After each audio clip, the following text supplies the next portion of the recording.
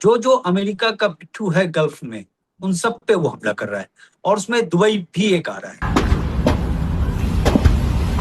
I can't tell you how hot it is. Someone close the window.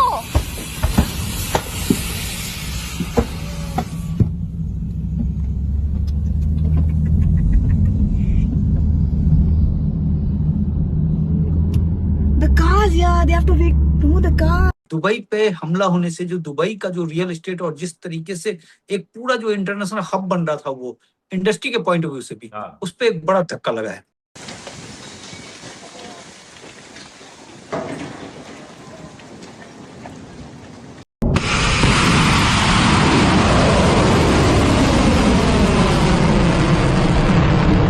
पूरी तरीके से Trump एक तरीके से ट्रैप में आ चुका है। यूएई को सेफ माना जाता था, लेकिन वो भ्रम टूट गया। ईरान की तरफ से जो बयान आया कि हम उसी टैंकर को पास होने देंगे यहाँ से जो युआन में ट्रेड करेगा। ईरान ने मारा है हमला कि पेट्रोल डॉलर नहीं युआन लो। ट्रंप का जो है सारा हीरो पानी जो है गुम कर दिया है इसने। एक बात तो तय रखिएगा, और अमेरिका को ये कमजोर कर देगा। रसिया का जो है हाई सी में, नॉर्थ सी में, वो 400 टैंकर हैं उसके। 200 टैंकर तेल भरते हैं, 200 टैंकर तेल सप्लाई करते हैं, और जम के बेच रहा है। $148 पे हम खरीद रहे हैं इस वक्त तेल। इजराइल जो है वो अमेरिका का गुंडा है, क्योंकि अमेरिका को अपना पेट्रो डॉलर को मजबूत रखना है। जो काम इजराइल बम मारकर करता था पेट्रो डॉलर के लिए, वो काम ईरान कर रहा है चाइना के लिए, युआन के लिए। ट्रंप तो किसी समय पीछे हट सकते हैं, ट्रंप तो पीछे हट सकते हैं, और ईरान की कोशिश होगी कि इस लड़ाई को सितंबर तक लेकर जाए, कि जो है चुनाव के समय तक जो है।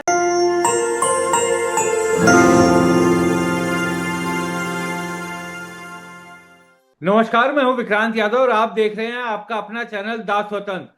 ईरान के बड़े नेता अली लारिजानी के मारे जाने के बाद ईरान ने बेहद तीखा हमला किया है। ईरान ने इजराइल पर तो हमला किया ही है, साथ साथ यूएई, दुबई, उस पर बड़ा ही तीखा हमला किया है। और एक तरह से ऐसा कहा जा रहा है कि दुबई को भारी नुकसान हुआ है। तो क्या इसके पीछे की रणनीति और किस तरीके से दुबई का टूटना, एक बड़ी जो वित्तीय ताकत दुबई बन गई थी, उसका इस तरीके से बर्बाद होना कितना असर डालेगा दुनिया भर पर, बात करते हैं वरिष्ठ पत्रकार उत्पल चौधरी जी से। उत्पल जी नमस्कार। नमस्कार। उत्पल जी, दुबई जो दुनिया का एकदम, ये कहा जा रहा था अभी कुछ समय पहले तक, सपनों का जगह जहां सब लोग जाकर के निवेश करना चाहते थे, दुनिया के अलग अलग देशों से वहां रहने के लिए आ रहे थे। अब दुबई इतना असुरक्षित बन गया, और अब तो आज सुबह से तो भयानक दुबई पर हमला किया है। इसके पीछे क्या रणनीति समझ में आती है इस युद्ध के दौरान? देखिए, अभी ईरान जो है, ईरान का ये रहा है शुरुआत से ही, मतलब दुबई ही नहीं, दुबई के साथ साथ जितने भी ऑयल एस्टेब्लिशमेंट थे वो सब पे अटैक कर रहा है। जो जो अमेरिका का पिट्ठू है गल्फ में, उन सब पे वो हमला कर रहा है, और उसमें दुबई भी एक आ रहा है। और दुबई में अगर आप देखें अगर हमले से, तो सबसे बड़ी बात कि वहां का प्रॉपर्टी मार्केट जो है वो पूरी तरीके से क्रैश कर गया है। दुबई के पास तो अपना तेल है नहीं, वो तो अबू धाबी के पास है।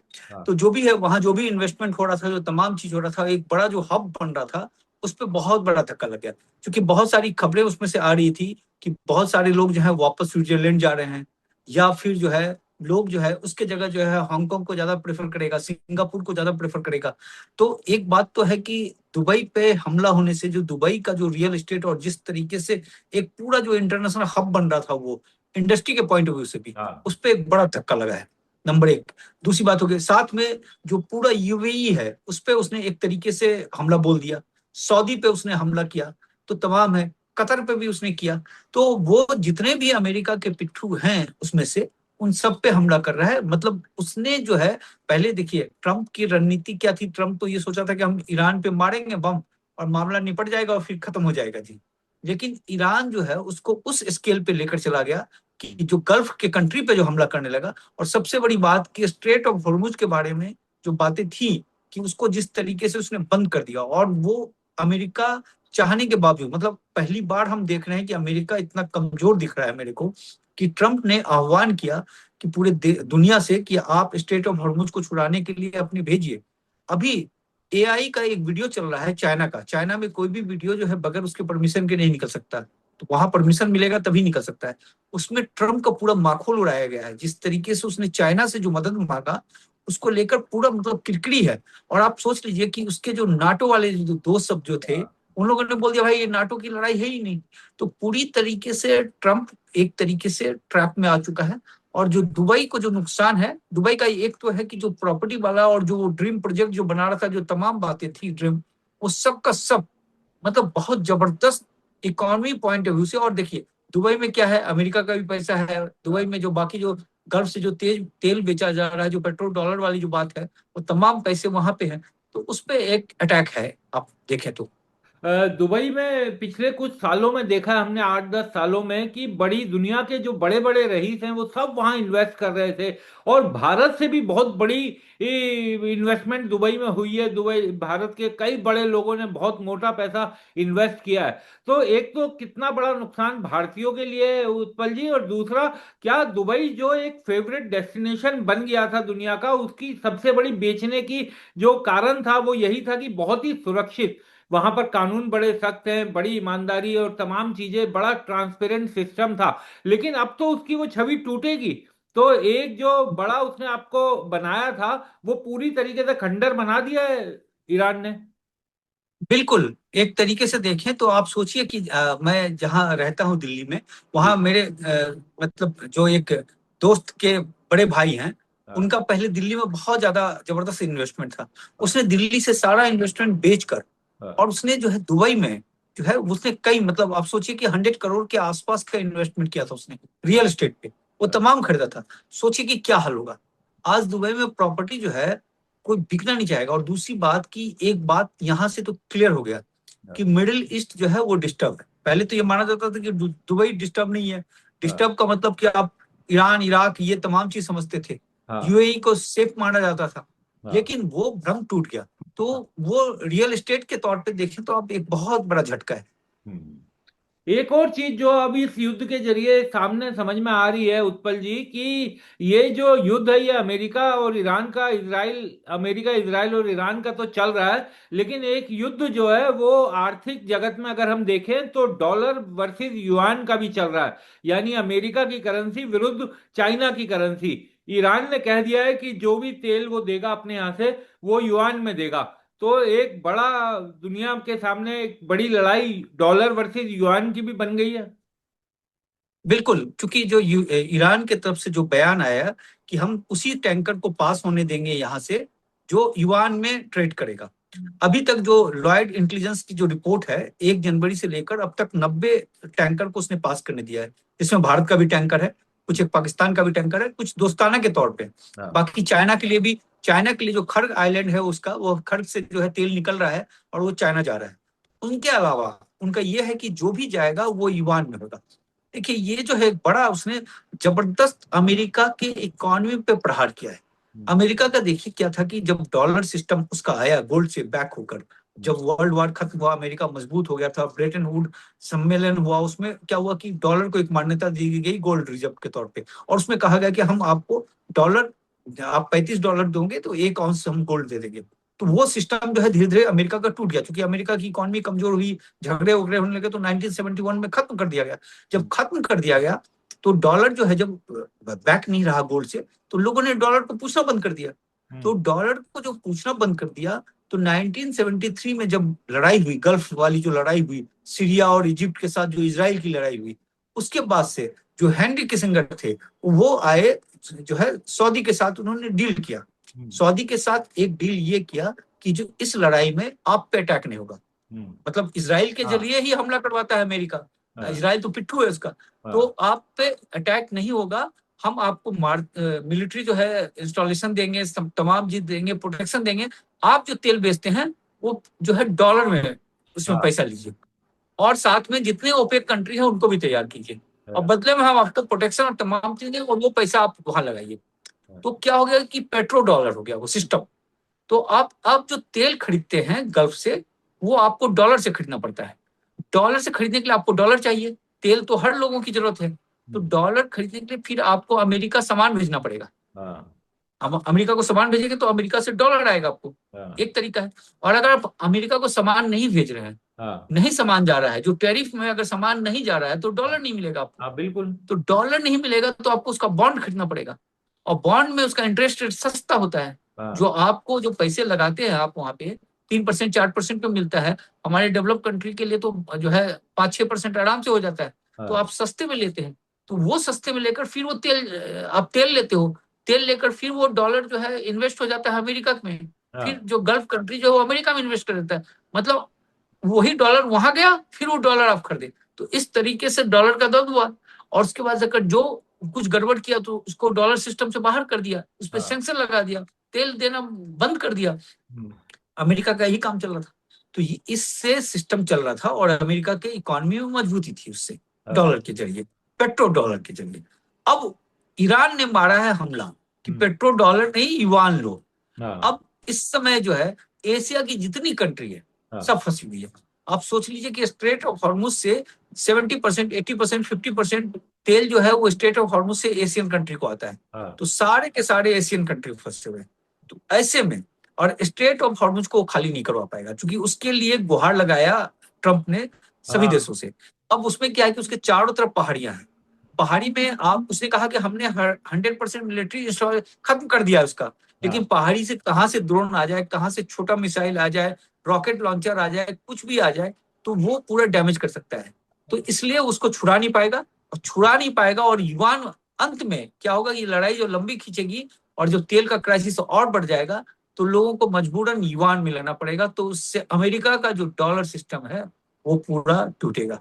वो एक बहुत बड़ा मूव किया है ईरान ने। और ये बात जान लीजिए कि लड़ाई तो अमेरिका ने शुरू किया, हाँ, खत्म अमेरिका नहीं कर पाएगा। अब ट्रंप, वो स्थिति नहीं है ट्रंप की कि ट्रंप आएगा प्रेस कॉन्फ्रेंस करेगा कि हम जीत गए, हाँ, और अगर वो जिस समय प्रेस कॉन्फ्रेंस करेगा उसी समय बम मार देगा ईरान इसराइल पे। तो ये हाँ, वो प्रेस कॉन्फ्रेंस में हाँ, ही धड़ा का धड़ा रह जाएगा। तो हाँ, ये चीज खत्म हो गया। अब लड़ाई खत्म करेगा ईरान, और ईरान की तरफ जो फीडर दिया गया था, ईरान को बोला कि भैया लड़ाई खत्म करो, हाँ, ईरान ने बोला नहीं, और बढ़ेगा लड़ाई। तो हाँ, ये होगा नहीं। देखिए इसराइल इसराइल को तबाह कर दिया है पूरी तरीके से, जो है उसमें भरपूर तबाही है, और हाँ, सारे गल्फ के इसमें कर रहा है। और जो सबसे बड़ी बात है कि पर्सियन गल्फ, जहां दुनिया का 5 बड़ा ऑयल फील्ड है, हाँ, सबसे ज्यादा तेल निकलता है वहां पे।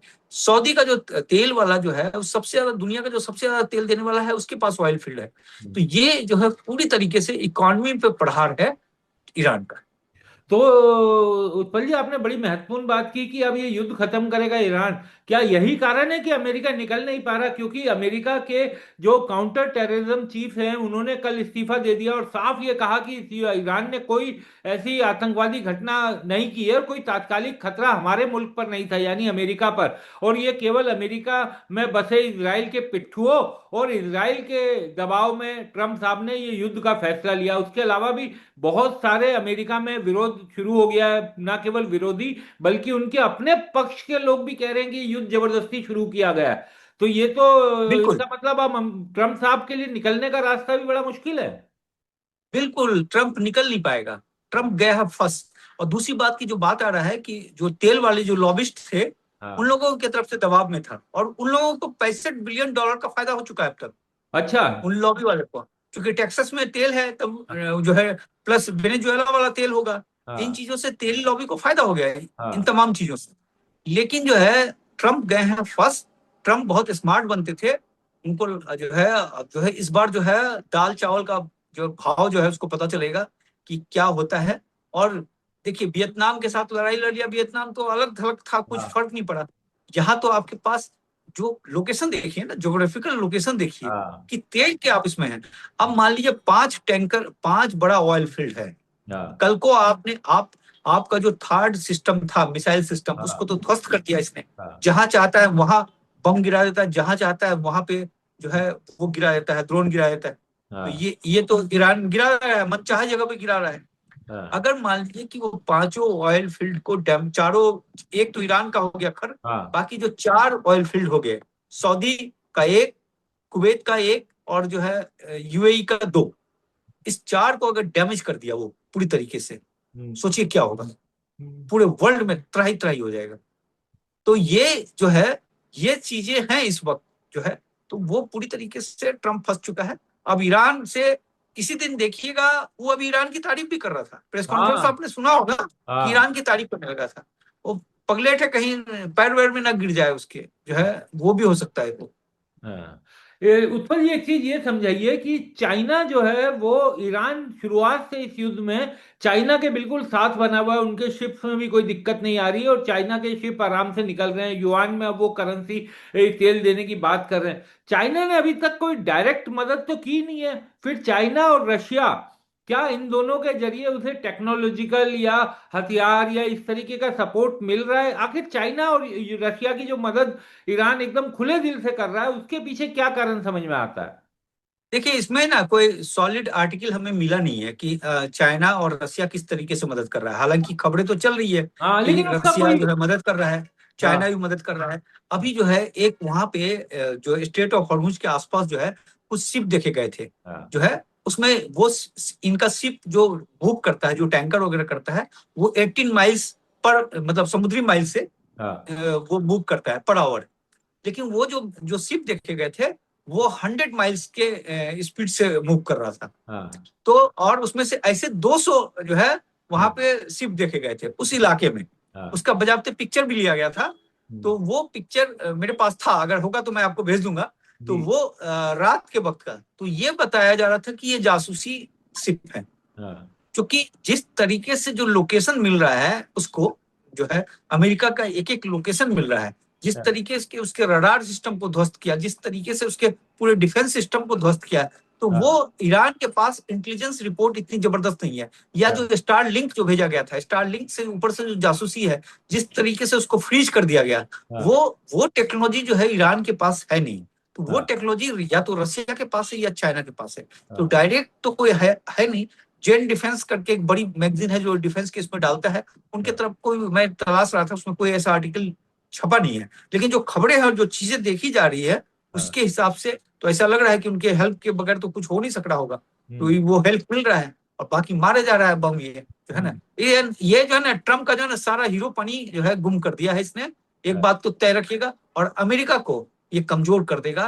देखिए अमेरिका का जो, सोचिए ना कि उसने कंट्री को आह्वान कर रहा है, कोई सामने नहीं आ रहा है, हम्म। कोई सामने नहीं आ रहा है। जापान जो उसके इसमें जो पूरी तरीके से है, जो एन क्रेडिट ट्रेड से फंसा हुआ है, वो भी मना कर दिया।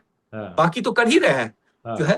तो ये कंडीशन है इसमें। एक चीज और बताइए उत्पल जी कि ईरान, क्योंकि ईरान अपना तेल तो बेच ही रहा है, ये भी कहा जा रहा है कि इस युद्ध के दौरान ईरान को तेल के जरिए बड़ी मोटी कमाई हो रही है और इसका फायदा रशिया भी, क्योंकि रशिया महंगा तेल बेच रहा है। तो इन दोनों की कमाई में भी बेतहाशा वृद्धि हो गई है और ईरान के पास रेगुलर पैसा भी पहुंच रहा है। बिल्कुल, देखिए ईरान के पास जो खर्ग आइलैंड है उसमें 7 मिलियन बैरल तेल प्रतिदिन निकलता है। तो वो उस पर सैंक्शन लगा हुआ था, अमेरिका का तेल वो बेच नहीं सकता था। हाँ। लेकिन वो क्या कर रहा था कि हेक्टर नेटवर्क है, उसी के नेता का बेटा है हेक्टर, हवाला रैकेट चलाता है वो। हाँ। उसके जरिए उसके शिप हैं, कोई 100 शिप है उसके पास, टैंकर है मतलब। उसके जरिए वो तेल को लेकर हाई सी में ले जाकर बेचता था पहले, और वो पैसे फिर दुबई आता था, दुबई से फिर हवाला के जरिए ईरान आया करता था। तो वो चीज तो था। अब साथ में ये चाइना को तेल बेच रहा था, चाइना तो रोका नहीं था। चाइना चूंकि BRI प्रोजेक्ट में है, ईरान उसका बड़ा सहयोगी है, तो वो तेल उससे ले रहा था। और दूसरी बात क्या होगी कि इस समय ईरान जो है वो तेल बेच रहा है खुले में। अमेरिका उसको जान रहा है, लेकिन अमेरिका कुछ कर नहीं पा रहा है। और इस समय बताया जा रहा है कि 1400 करोड़ रुपए पर डे उसको कमाई हो रही है तेल से। 1400 करोड़ रुपए रोज? हाँ, पर डे एक्स्ट्रा। जो है, जो हेक्टर नेटवर्क और वो जो तमाम चीज है चाइना वाला, वो सब तो अलग है। इसके अच्छा, अलावा इसको कमाई हो रही है। ये एक्स्ट्रा अच्छा, है दूसरा चौदह क्या? हजार करोड़ हाँ। हाँ, 1400 करोड़, 1400 करोड़ पर डे। 1400। हाँ। और दूसरा क्या हो गया कि रसिया पे आपने रिस्ट्रिक्शंस लगा दिया, बोला हाँ। भाई यूक्रेन को ये करता है, आप तेल मत लो। हाँ। रसिया जो है तेल ले रहा है, रसिया का जो है हाई सी में, नॉर्थ सी में, वो 400 टैंकर हैं उसके। 200 हाँ। टैंकर तेल भरते हैं, 200 टैंकर तेल सप्लाई करते हैं, और हाँ। जम के बेच रहा है। हाँ। 104 डॉलर पे बेच रहा है। जो हमारा जो इंडियन बास्केट है, आज का रेट इंडियन बास्केट का 147.80 है। $148 पे हम खरीद रहे हैं इस वक्त तेल।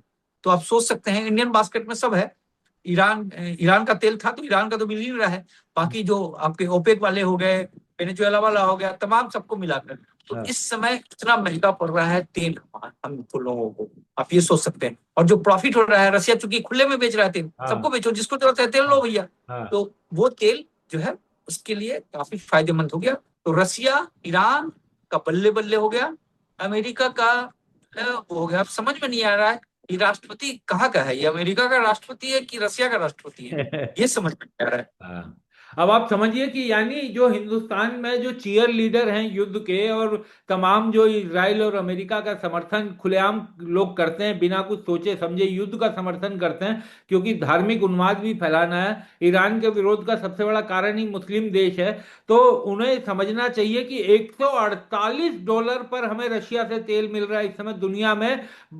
सबसे महंगे दामों में से एक दाम है, करीब करीब $150 हम पहुंच गए हैं उत्पल जी। यानी बिल्कुल। और ये जो आप कह रहे हैं ना, हिंदुत्व और ये वाली जो बात है, ये जो उसमें हिंदुत्व तो है नहीं, वो इजराइल तो यहूदी आदमी हाँ, है, यहूदी है। हिंदू का है वो। हाँ जो भी है, आपको लगता है जो फेवर में है, तो वो कुछ नहीं है हाँ वहां पे। अरे भाई, हमसे ज्यादा तो सऊदी वाले सब जो है वो वंदे मातरम गाते हैं, वहां के मुसलमान। हाँ आप अगर देखिए तो ऐसा थोड़ा ना कि सऊदी का मुसलमान जो है वो एंटी इंडियन है। हाँ पाकिस्तान की बात छोड़ दीजिए, हाँ पाकिस्तान के साथ अलग इश्यू है। तो हाँ वो सब तो काफी जो है लिबरल है। हाँ, दूसरी बिल्कुल। बात की, आप इजराइल को ना, इजराइल पे जो कहानी गढ़ी गई है कि हाँ मुस्लिम कंट्रियों के बीच फंसा हुआ इकलौता देश है और पूरे मुस्लिम कंट्री को जो ले रहा है, हाँ ये सब कुछ नहीं है। ये इजराइल जो है वो अमेरिका का गुंडा है, हाँ क्योंकि अमेरिका को अपना पेट्रो डॉलर को मजबूत रखना है। हाँ तो पेट्रो डॉलर सिस्टम के लिए आप समझिए कि डॉलर तेल बेचो डॉलर पे। हाँ अगर मान लीजिए कि सपोज कि कोई कंट्री मना कर दे, हाँ वहां पे ओपेक वाला कंट्री बोले भाई हम नहीं बेचेंगे, हम हाँ दूसरी करेंसी बेचेंगे, तो उसके पास इजराइल है, हाँ इजराइल को बोलेगा बम मारो। हाँ तो इजराइल के बम से ध्वस्त होकर, डर कर, वो सिस्टम उसने क्या किया कि पेट्रो डॉलर को एक्सेप्ट किया।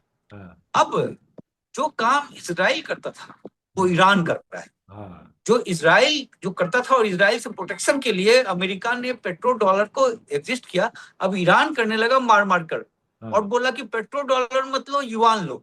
हाँ तो जो काम इजराइल बम मारकर करता था पेट्रो डॉलर के लिए, वो काम ईरान कर रहा है चाइना के लिए, युआन के लिए। तो लड़ाई बड़ी जबरदस्त है, बड़ी इंटरेस्टिंग मोड पे है। और आप ये जान लीजिए कि 1942 वाला जब हुआ था मामला, उस समय सॉरी वर्ल्ड वॉर 2, तो इंग्लैंड तो कमजोर हो गया, अमेरिका उभरा ना। तो ये लड़ाई में जिस तरीके से जो कमजोरी झलक रहा है इनका, और इसका असर दिखेगा। अभी उसका इकोनॉमी फंसा हुआ है, तमाम चीज फंसा हुआ है। भले डॉलर इंडेक्स इस वक्त ऊपर चला गया है, लेकिन वो कमजोरी दिखेगा। और चाइना जो है वो बाजी मारता हुआ दिख रहा है बहुत, क्योंकि दोनों के बीच देखिए सिर्फ $10 ट्रिलियन का फर्क है। और चुपचाप, कोई फालतू खर्च नहीं करता है वो इन तमाम चीजों पे, चुपचाप कर रहा है। अभी जो डिफेंस वाला जो सामान इसको जा रहा है, अभी जरा सा रेयर अर्थ को बंद कर देगा हल्का सा चाइना, उसका मिसाइल बनना बंद हो जाएगा, उसका फाइटर प्लेन बनना बंद है। खैर फाइटर प्लेन तो बहुत है उसके पास, लेकिन जो मिसाइल की तो जरूरत पड़ेगी, मिसाइल तो अब उतना रखते नहीं है, बनाना पड़ता है। तो वो चीज उस पर रिस्ट्रिक्शंस हो जाएगा। तो ये जान लीजिए कि कभी भी चाइना डंडी मार सकता है। कभी भी चाइना देखेगा कि इंटेलिजेंस रिपोर्ट तो आ ही रहा होगा कि भाई उसके पास जो है अब सिर्फ 1000 मिसाइल बचे हुए हैं, 2000 मिसाइल बचे हुए हैं, मारो जी डंडी। नहीं देंगे रेयर, क्या कर लोगे? तेल का व्यवस्था उसने कर लिया। अब जो है ईरान के जरिए उसको तेल आ ही रहा है। और अभी उसने तेल जो है 200 दिनों का जमा कर रखा है, बाकी तेल भी खरीद रहा है। रसिया से तेल मिल रहा है, 2 जगह से आपको जबरदस्त तेल मिल रहा है, सऊदी से भी उसको तेल मिल रहा है। तो ये तमाम चीज, चूंकि ब्रिक्स का वो भी पार्ट हो गया है, तो ये जो है बड़ी जबरदस्त डिप्लोमेसी लेवल पे चल रहा है। और पूरी तरीके से ट्रम्प जो है एक बेवकूफ राष्ट्रपति के तौर पे उसने सारे बिहेवियर किए हैं, और वो फंसता हुआ नजर आ रहा है पूरी तरीके से। एक बस अंतिम सवाल उत्पल जी, क्या ये युद्ध जो लग रहा है कि बिना सोचे समझे शुरू किया था, क्या जिस तरीके से अब अमेरिका पे आर्थिक जंजाल फंसता जा रहा है और जिस तरीके से अब उसके देश पर असर पड़ना लाजमी है, क्या इस मजबूरी में ट्रम्प साहब इस कारण भी पीछे हट सकते हैं? ट्रम्प तो दबाव। किसी समय पीछे हट सकते हैं। हाँ ट्रम्प तो पीछे हट सकते हैं। ट्रम्प पीछे जो हट रहे हैं, देखिए ऐसा है कि ट्रम्प को लग रहा है चुनाव, हाँ नवंबर का चुनाव है, नवंबर का चुनाव हारा तो हाँ ट्रम्प कुछ नहीं रहेगा, स्टैम्प पेपर रह जाएगा। और जिस तरीके से वहां नाराजगी है, और ईरान की कोशिश होगी कि इस लड़ाई को सितंबर तक लेकर जाए, कि जो है चुनाव के समय तक जो है मतलब छोटा छोटा बम मारे, हाँ एक एक बम मार के, जैसे यूक्रेन और रसिया वाला हो रशिया वाला गया, चल रहा है। 3 साल से चल रहा है। तो ये ईरान की कोशिश होगी, या चाइना या रसिया का भी जो ब्रेन होगा उसकी कोशिश होगी कि इसको सितंबर तक लेके जाओ। कि ट्रम्प का कुछ सारा हवा निकल जाए। इस आदमी का हवा निकलना बहुत जरूरी था, जो है ना, बहुत जबरदस्त एयर लिया हुआ था ये व्यक्ति। तो इसको जो है ईरान जो है इसका हवा निकाल रहा है, ये चीज तो है। बहुत बहुत शुक्रिया उत्पल जी। और आपसे बातचीत हुई, कई चीजें दर्शकों को भी समझ में आएंगी कि किस तरीके से इस युद्ध में या आर्थिक मोर्चे पर भी एक बड़ी लड़ाई लड़ी जा रही है। बहुत बहुत शुक्रिया। Thank you.